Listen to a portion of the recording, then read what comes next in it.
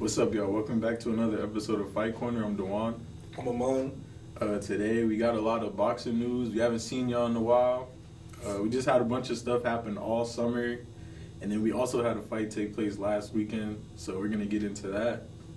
First, we got Canelo. Wait, before we start, you feel me? I want to shout out my boy Tori. He has his own clothing brand called Mr. Beloved. He made this shirt, you feel me, as a gift. Shout out Tori. Thank you for the shirt, you feel me? Might need a few more, you feel me? Get one for Alyssa, get one for Dajuan, you feel me?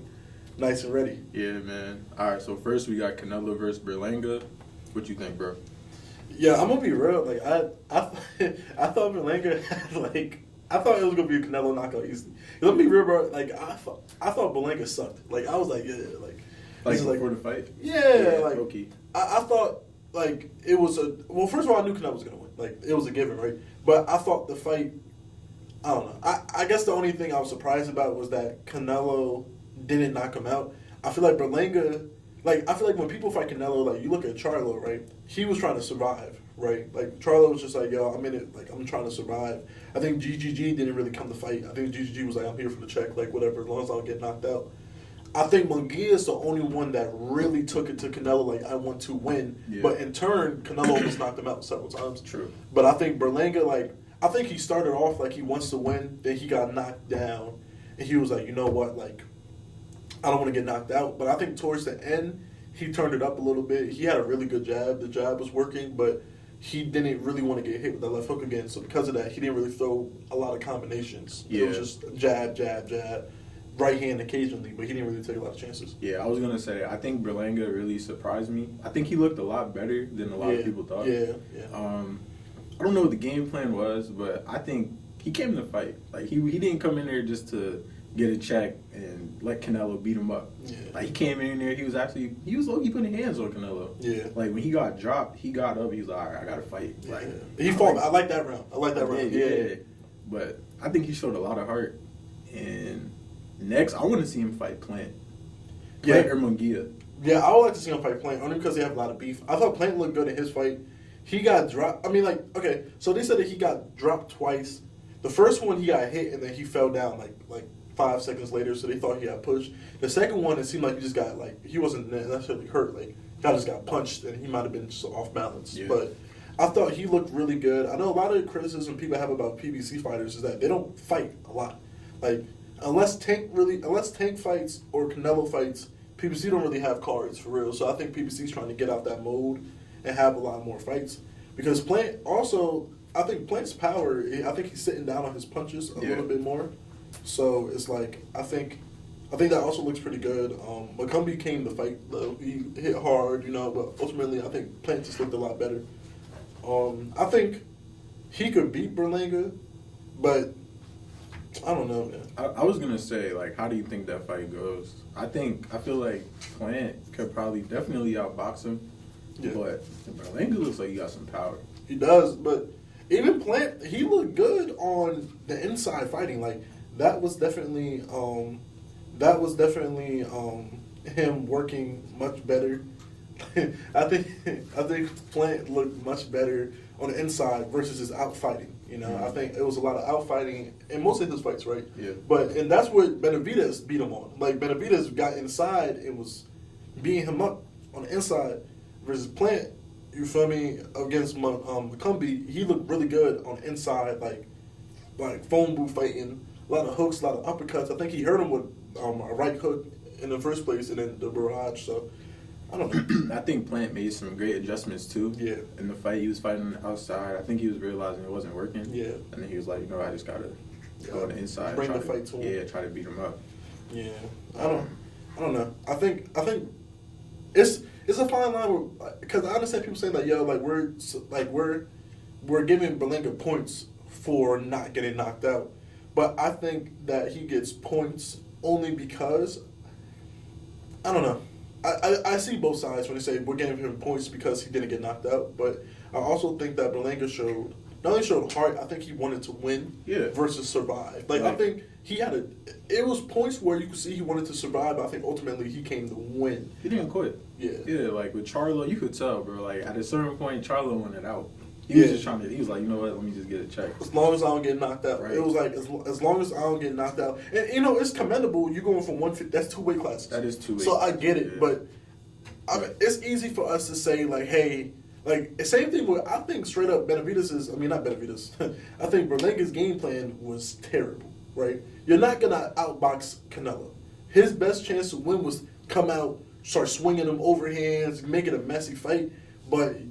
By doing that, you leave your chance to get knocked out. Right. He wasn't trying to take that chance. Right. So, you know, I liked the jab was working, but like I said, you got to take a chance. You can't be afraid to get knocked out. Because I think the reality is to beat Canelo, you can outbox him, but you also got to, only really few people can do that, right? Yeah. Bivol, Floyd, right? I think Plant was winning some rounds. Plant probably had the best success against Canelo since no one has had more success against Canelo than Plant since 2021, but eventually the power gets you. Yeah, you know? Trying to think. I can't really think of nobody that had a better performance than Plant. The John Ryder fight was tough, but that's just because John Ryder's just John a tough Ryder's fighter. just tough. Yeah. Canelo's beat him up. Yeah. That's my next thing I was going to say. How do you think Canelo looked in the fight? I think he looked good. I think usually in a lot of Canelo's most recent fights, when it gets around like 7 or 8, he takes it down. Like, he starts to chill and he falls back. I think this fight, he looked really good. I was gonna say, what I don't like? I don't like when yeah, Canelo might be past his prime, but I don't like when people say just because he didn't knock somebody out, that it wasn't a good performance. Yeah. He looked good, bro. Yeah. Like, he looked sharp. And he fighting, like, is Berlanga the best? No. But is Berlanga trash? He's young, strong. He could still be dangerous, and he could still be a big threat to a lot of other people in the weight division. Yeah. But I just feel like Canelo is sharp. Speed still look good, and once again, he still dropped him. He's been dropping all his opponents. Yeah. His last couple opponents, he dropped everybody. Yeah. So you might not be able to always knock somebody out. It's not your fault if people once they get dropped, they don't really want to fight no more. Yeah. You can't force the fight. If they're not bringing it, I think Berlanga brought it a little bit. I think no one brought it better than McGee. Let's be real. McGee had the best performance against Canelo. That was a close fight up until the mid rounds where Canelo started to take over. Before he got dropped. Yeah, it was a close fight. Yeah, cause I did like Munguia's game plan. Yeah. But because Munguia fought with no fear, he's like, I'm here to win. Like, I don't care if I get knocked out. Canelo could have knocked him out a few times. Munguia was like, I didn't get carried. We watched the fight. We watched the fight. He did. Canelo said he likes him too. Yeah. If you seen, it was a couple rounds. The last round, Canelo landed a big right hand. Munguia slumped over, and Canelo holding him. Yeah. And after that, he didn't really throw anything else. So I think overall, if I was to grade it, I'd give it Berlanga get 2 grades. Performance, a C+, but expectations an A, because I didn't think he would look that good. I think Canelo's a solid B. I'm gonna give him a B+. Yeah. He still look good. He's past his prime, but he's still. And another thing, bro, Canelo's entertaining. I feel like no matter how old he's gonna get, he's still gonna put on great fights for the people. Yeah. And there's times where he throws the game plan out the window and just trying to still fight. UFC dumb, trying to it's Mexican Independence Day. It's Mexican Independence Day. You have the biggest athlete in Mexico fighting a Puerto Rican athlete. And for y'all don't know, Mexico and Puerto Rico is a really big rivalry. Yeah, for boxing. And this is the biggest Mexican-Puerto Rico fight since probably, I don't even think it was Cotto Canelo. Yeah, Cotto Canelo. That was still an old Cotto. Yeah, and it was old. Before that, it probably would have been, I don't know, because I know Oscar and Trinidad was a really long, that was 2005. Yeah, a lot of the Puerto Rico versus Mexico rivalry, I think that's more the 90s, 2000s. Yeah, because it hasn't been, it was a really good Puerto Rican and Mexican fight with the lower weight classes. I forget their names, but that was 2 years ago. But people America doesn't really care about flyweights and stuff. But I'm just saying, in the first place, right? You have the UFC, right? You have the UFC during Hispanic Heritage Month. Happy Hispanic Heritage Month, and they have Sean O'Malley. Not even that, bro. It's Mexican Independence Day. Yeah, that's what I'm saying. So it's Mexican Independence Day and Hispanic Heritage Month, and you have a card headlined by not a Mexican fighter. Yeah, that was stupid. I think that was a bad business move by the UFC. Then another thing, bro, the UFC, like, I don't know what it is, but it's not as entertaining as it used to be. We don't even gotta get. We're gonna get touch on that later. We're gonna touch on that later, right? Even then, like we said, like for it was a big fight for Mexico, Puerto Rico. Pay-per-view sales, I think said Crazy. 650. Crazy. That's crazy. Crazy. And I think they made a $17 million gate. Yeah, it was sold out. Yeah, it was great. I love Speaking Tank, of, but it's Canelo. Nah, Canelo's the face of boxing right now, y'all. All right, so speaking of UFC, we got Dana White getting into boxing. I have a personal theory, right? And you know, me and Dajuan, we are big UFC fans. I'm gonna be honest with you. This was supposed to be a UFC and boxing podcast. However, UFC's been ass like for like the past year or two, bro. Like the last couple months, I have not been watching any. It's been so bad. It's been so bad. And my theory is, I think Dana sees this. I think Dana sees like, okay, people aren't really rocking the UFC. We're kind of hitting like, I think they hit a peak. I think peak. Yeah, all the stars are getting old, bro. Yeah. John Jones, Izzy's losing, Kamaru's older. Francis is gone. You have Connor's done. You have Alex, and He's old though. Alex is already 37. Yeah, right? he's old, but he's entertaining. But they were trying to push Sean. They were trying to push Sean. They didn't really have a lot of success with pushing Sean. They got Islam, but Islam, yes, Islam's good. Yeah. Volk look like he's about to be done. I like Topuria though, but Yeah. my theory is that because Dana sees this and boxing is back on a rise, I don't like Turkey at all. I think he has an ego, and I think boxers are smart. But boxers aren't. It's boxers that are money hungry. Like you have like the Crawfords, and you have the Haneys, and you have the Shakurs who are stars, but they don't make bank for real. Right, so those are the people that are going to try to go to Turkey because Turkey doesn't care about how much money he throws away. He'll throw $10 million on a fight that'll make $2 million back. Yeah, he doesn't mind losing money. Yeah, But, like Crawford's last fight was like what? Like, they said he lost a lot. like 10 mil, bro. He lost money. Crawford is not a star at all. And shout out Showbiz. I seen a clip. He was arguing with Crawford because he told Crawford, "Yo, instead of chasing the Canelo fight, go to 168." Fight somebody. Like he was like, go to 168, fight a Benavidez, fight a Berlanga, fight a Plant, go and knock them out, and then we're gonna want to see the Canelo fight. Because based off his last performance, bro, he barely beat Matrimov. It was one. I'm not gonna lie, y'all. I fell asleep. I did. It was too, bro. They trying to put an Eminem concert. Like, come on. It was like 2 a.m. in the fight Come started. on, bro. Like, I'm not watching that. and I'm not for Crawford. Like, bro, it was 115, 113. It was a super close fight. It was super close, like 7-5, 8-4. It was a close fight. And I'm like, and that's at 154. He was getting hit a lot. His power didn't look the same. He wasn't like he was getting stunned a little bit at some points. Like, that's 154. You're not. You gotta go 2 more weight classes, bro. And he's and it is like, bro, I don't want to see Crawford Canelo. Yeah. I'm more interested in seeing him versus Charlo. I'll see Crawford versus Charlo, even a rematch with Spence, depending on how Spence looks at 154. Honestly, I think Crawford should just stay at 147 and fight Boots. I'm gonna be honest. He should do that, or just get undisputed at 154. Yeah, because you get 154, you clean out that division, bro. I think nothing else to do. I think Crawford and Haney are in the same boat, where it's like they think they're bigger than what they are to fans.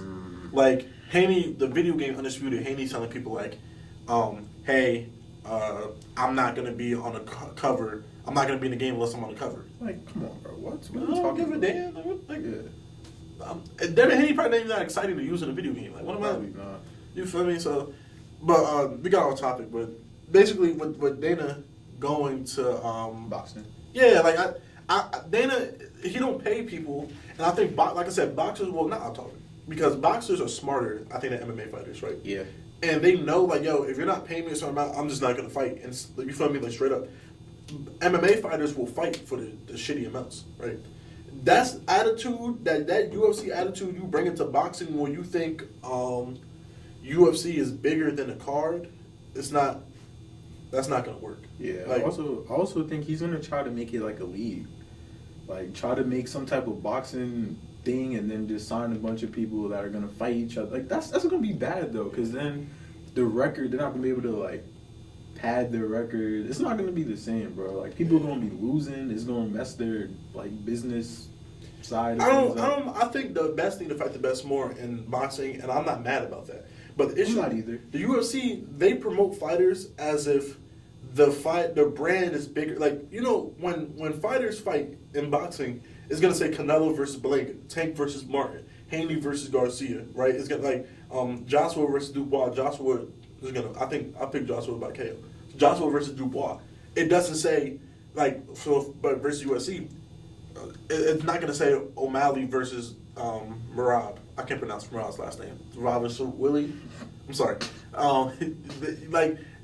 not gonna say that. It's gonna say UFC 307, 308. They're not bigger. That's not gonna work in boxing, and that's the same issue with Turkey, because Turkey and Dana almost have like the same ideologies. But that's why the Canelos, the Inoues, the Tanks, the real cows. Like, man, I don't need you, bro. There's gonna Tank, Canelo, and Inoue. Those are three guys Turkey can't buy. Yeah. Like Tank is probably like American boxers. Tank is definitely probably the biggest. Canelo is face of boxing, and then Inoue is also a star in Japan, bro. Yeah. Joshua is a star too. But But even UK is different when it comes to pay-per-view buys because it's $20 in the UK. Mm. So their pay-per-view buys are always excellent because it's $20. Now I would like a pay-per-view. It should at least be down to $50. Because I wouldn't mind paying $80 for a fight, but it's not a lot of like Crawford and Spence for sure is that was a fight worth paying for. Tank Ryan, you know, Canelo Benavidez would be a fight I'll pay for.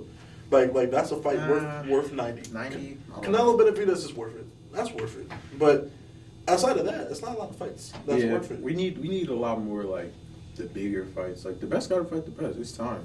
The cards are getting better though. PBC has been putting together good cards. Yeah, yo, I'm not gonna lie. I feel like Top Rank has some underrated cards, especially because it's free.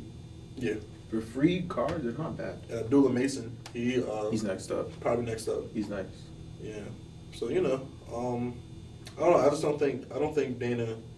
don't think that style will work in boxing. Right. I think he should, but I think he's also trying to get away from UFC because I think right now UFC is going down, and I don't think it's going to be finished. But I just think the popularity and the sales and everything is going down. Yeah. And I don't think he wants to be a part of it. That's what I was gonna say. Do you think he's getting into boxing just because UFC is starting to decline? Yeah. 100%. But first episode back, a little shorter episode. We'll be back after the Joshua fight. We're gonna recap that fight. We had Bivol versus Beterbiev. Unfortunately, Shakur got hurt, so we're not gonna be able to cover that Shakur fight. Mm-hmm. It's coming up. Who else we got? That's it for that, and then we have Boots and Bam in November. Oh, for real? Yeah, in Philly, we should go. Okay, we should go. And then my boy Dwight Fleming wants to 8-0, 8 knockouts from Jersey. Yep. We're gonna get him on the podcast. Yes, sir. Whenever we can get scheduling, he's gonna be on soon. Great shout out, great friend of mine, hard worker, everything. Can talk. I can't say enough good things about him. You got anything to say? Nope. Another good episode, man. We can't wait to see y'all in the future.